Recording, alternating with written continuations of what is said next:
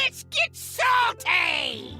Everyone, Zeddy here again today with a brand new video, and it's the beginning of a new month. It is May. My birthday was yesterday. Thank you everybody to all the amazing birthday wishes we got. It was awesome.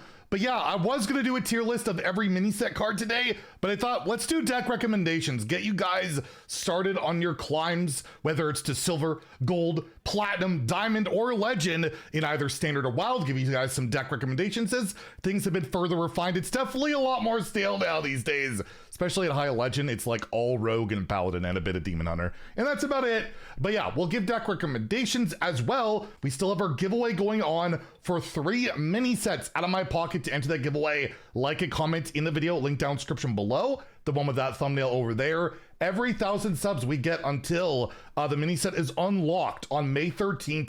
I'll add another mini set to the giveaway, so hit that sub button, make me go broke. We're just like less than 200 away. We are getting awfully close to yet another mini set, so thank you guys. As also, yeah, road to 100K. Got that brand Bronzebeard cosplay. Should be pretty cool. Anyways, one of the best decks. So we're gonna go in order of strength. Starting off, I believe this is the best deck in the game. It really does feel that way now.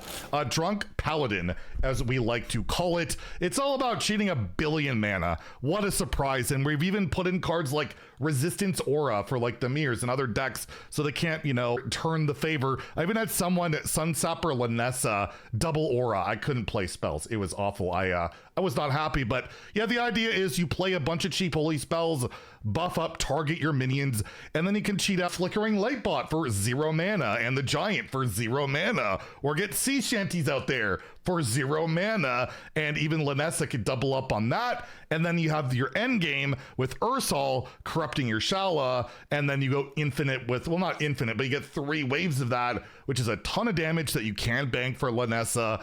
Do a bunch of damage. So it's got good early game, it's got good mid game, it's got good late game, and it is one of the best decks out there. I'm sick of facing it, but yeah, if you want to climb, it's certainly a really good deck to choose.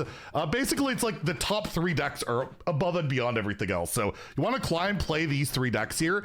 Next is Ashamane Rogue, which again likes to cheat a bunch of mana. What a surprise. You can outright win the game with Harbinger of the Blighted, which my opponent did to me the other day on turn 1, playing the card 3 times. I really love Shadow Step, I have to say. But yeah, you can play that, step it, you can Web of Deception. So you have the early game, I win the game high roll, and then you have your mid game of Sandbox Scoundrel until I'll just basically junk to fill your curve and dump cards until you get to, you know, Ashamane, reload on your opponent's cards, and you have Ziliax in there for just a bunch of healing, lifesteal, and that can all corrupt your Shallow Dristle, which is pretty darn nice. And yeah, this deck again has really good early game, decent mid game, and some pretty insane late game as well. Certainly one of the best decks out there, and probably I would say the most fun to play. I just Shadow Step. I'm losing my mind. It's been 11 years of it, okay? It's driving me a bit crazy.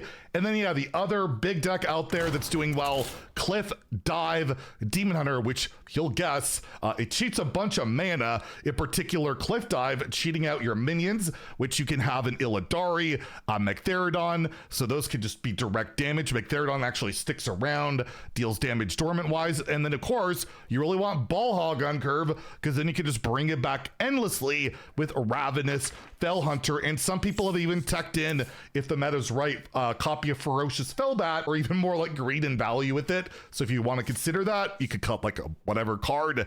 And yes, again, one of the best decks out there. So you really can't go wrong with either of these top 3 if you're looking for like the best of the best. But let's go for some more variety and the decks that I like a little bit more, which by the way, I will be streaming on twitch.tv/Zeddy on 3 p.m. Pacific. We're going to start our legend climb. So if you want to check that out, and maybe we'll upload some more gameplay. It's been a little bit on the channel. And one deck I will recommend before I get to the ones that I really like. I saw it trending and doing well at high legend even. Double Frost DK. It's just a lot of burn. This deck is a ton of burn with like Corpsicle, your Marrow Manipulators, your Horizon's Edge, but you do have a couple of new cards in here like Shallow Dristle, which again, it's just like in almost every deck. It's getting to that point. I think it's nearing 50% of decks in Hearthstone. We'll be talking about that in the next few days anyways, but yeah, that's in there. We've been running a copy of Silk Stitching. If you don't have the card, it's an epic. I wouldn't go to my way to crafting it. Maybe just play another Corpsicle physical. But yeah, it's all about burn. You got, your usual early game Creature of Madness to help you curve out. And people are even running Aconite Death Speaker to get some reborn value, which is pretty crazy to see. You don't see that normally. Can even bring back our doggo is actually seeing play too. The Rambunctious Scuffy, right? This card, I believe, every time you play a frost spell gains reborn, which again, you can get even more of those. So this deck's actually doing really well. So if you're looking for something a little different, it's definitely aggressive. It is a deck that is climbing pretty well. So these are my two favorite decks. These are what I'm going to try and climb to Legend with. I had a top 200 finish or top 250 finish with basically playing these two decks. First being Starship Wheel Warlock. Pretty similar to like the gameplay video we made a while ago. You got your early game with like Ultralisk Cavern, help control the board, but ultimately you want to gain like 1 billion armor, whether it's like Ancient of Yore, Defense Crystal, and then like the Exodar. And then of course your late game, you can just outright win with Wheel of Death and kill Jaden. But yeah, it's a very slow, stally deck. Gain a lot of armor, remove things, and it's made Eternal Layover a good card, which is pretty cool. Giving your Starships Reborn or your Yodelers Reborn is so good, and with the location can be a nice clear. And yeah, one of my favorite decks of this meta, and Triple Blood Starship. So both decks I've been liking are very similar. Stall with the armor game with Ancient of Yore, Defense Crystal, Nomelia's in there to really help against the Paladins when they play their sea shanties and all of that. Just a decent card, especially with like Orbital Moon, giving it Lifesteal Reborn can be very effective. Of course, you have Poison Breath and Wild Pyro for a full clear, and the Triple Blood card of Vampiric Blood, just a bunch of health and cycle. It just always feels really good to play in your late game. Is a giant Starship. You could possibly, OTK with it. Basically, you really want to get a Spire and a Guiding Figure in there. So when you launch it, you can get a bunch of threats with it too. So it can't just be Shallow Dristle sapped immediately. You have other threats in the late game as well. Kill Jaden for that infinite value. So yeah, we'll be streaming probably those two decks. Twitch.tv/Zeddy. You want to hang out, it's always a good time. Me crying about everything. And of course, everybody's favorite deck. And yes, it is this low on the power level. If you look at higher ranks, it's not the best deck out there, but it is certainly one of the most popular and most hated. Zarimi Priest, where you can take that extra turn with Zarimi. But the idea, of course, you play Naralax, then you play Ysera, gain a bunch of mana, play your Briar Spawns, get Zarimi out there, and effectively murder your opponent over 2 turns, I guess. And yeah, Briar Spawn can like effectively deal damage when you play it, and then the next turn, and also again, if there's anything left on the board. And it's just a bunch of cycle and stall. You have a little bit of early game with like Gift Wrap, Whelp, and Churgeon, but overall, again, Yodeler, stall, draw, try and OTK, but really does lose to the aggressive decks that I mentioned earlier. It just can't keep up with it, but the decks I like, the slower decks, get stomped. So I imagine that's why a lot of you feel that way about the deck, because yeah, I'm in that same boat. Imbue Druid, it's okay, not bad, not top tier, but if you're looking to play some, saw this list that's running like Grifta, but overall, just imbue a bunch. You got Zeph in there as well. You can use it for removal, some burn. I think this deck's gonna get a lot better when they got that 1 mana Rush Beast. I got a 12-0 in Arena with Druid with a disgusting Hamul deck. By the way, only 1 12-0 left to go. Warrior, I hope I can get it done before the Arena update. But yeah, this deck, pretty well. You got to play it aggressively. Try and ramp up those green plants as fast as possible. That's why like Trail Mix is in there, just to get a bunch of mana to like do a bunch of things, and then sing along, buddy, get a bunch of green plants. And yeah, just can't really fight and recover for board very well. But I do think the mini set will help that when that goes live.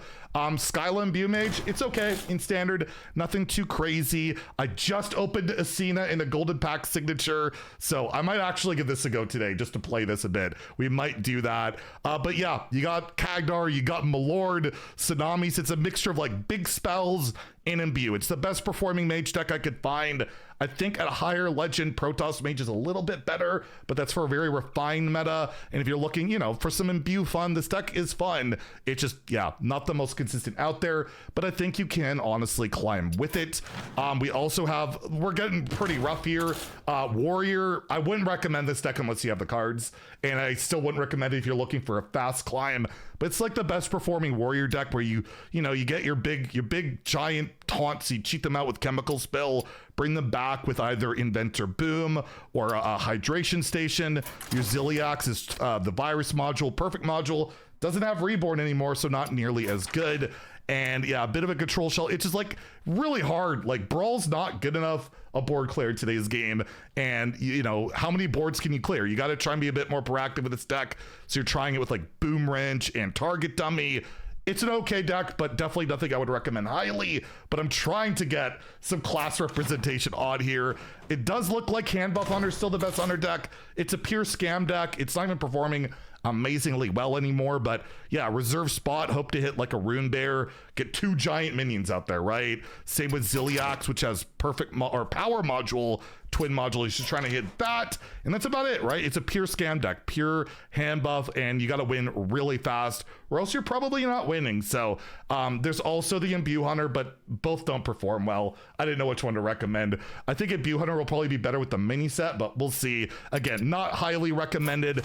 And yeah, Shaman, I can't recommend. It's still just like the whole Murmur Shaman, which is not that great. It just has a playstyle I loathe, and it's like 50%. So that's about it for standard. But there is a lot of stuff to still play, but it's certainly gotten a lot more stale. The mini set should help, but I do think we need a balanced patch as well to go with it. But we'll talk about that in a later video. And lastly, Wild's changed a little bit. The players are still the same, but there's a bit more Renathal now. We got XL Call to Arms has been trending, where it's Renathal, but you also have mysterious challengers. After you order in the court, you can get your Prismatic Beam AoE right out the gate. You got Torith, which is really annoying, but Challenger, which like just plays a bunch of secrets. And of course, you have Call to Arms, Crusader Aura, Ursine Maul to like tutor, all this type of stuff. And one of the best decks out there because, well, your opponent can't really interact with the board when you have Oh My Yogs and all these disruption cards that you can tutor so reliably.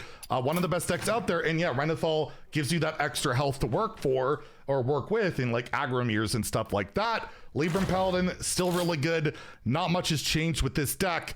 You play a lot of 0 mana cards. You really want to hit like either Star Slicer, your Aldor Tenant, and just get your Librams going for cheap, stick aboard Crusader's Aura, and win the game. You can also lock people out with like Rebuke and Cold Feet. It really hasn't changed much. Shadow Priest, you can go 30 card, but 40 card does seem to be trending again a little bit better. Getting that extra health. We got Zilliax in here with Haywire module, Power module. I just thought I'd throw in the whole 40 card version because hey, we got Aman'Thul back in the meta, right? We all want that, but basically, yeah, get Void Touch Attendant. That card's really good, and when you have that extra health, you have a bit more time to find that burn or survive that aggro mirror. Fatigue Demon Hunter, the questline Demon Hunter is still doing very good, where you can cheat out, you know, really fast. Ironbound Brutes or your Vengeful Wallopers. Of course, you have for the late game, you have your tourist card here, Arana Thrill Seeker, where if you buff the crap out of your Glaive Tar, can do an incredible amount of fatigue damage, especially after you completed your quest and all of that. Patches can high roll ticks on that quest line too, and yeah, cheat a lot of mana and kill your opponent. Isn't that a trend we're going with here in Hearthstone? And lastly, I'll just say Imbue Mage, still pretty good in Wild. Definitely not top tier. Maybe you want to go with Big Shaman instead, but thought I'd throw out one that has more Dresh in it because I kind of miss that card, although you can draft it in Arena right now, which is pretty gross. Same with Reckless Apprentice, like why? But yeah, this card just broken with the Imbue hero power, especially when you have Sing-Along Buddy with it. It is pretty darn nasty. So yeah, you try and do that. You don't even need that many Imbues for it to be insane. And this deck can really stomp on anything that's not super aggressive, but it's Wild. The meta is pretty darn super aggressive. So yeah, this should be our last deck recommendation video until the mini set launches on May 13th. We may or may not get a balance patch with that. Again, we'll talk about that in a future video. And yeah, stay tuned tomorrow. We will have that tier list on every single mini set card. So that should be a lot of fun. If you enjoyed the video, please like and subscribe. Good luck on your climbs. Have a great day and stay salty, my friends.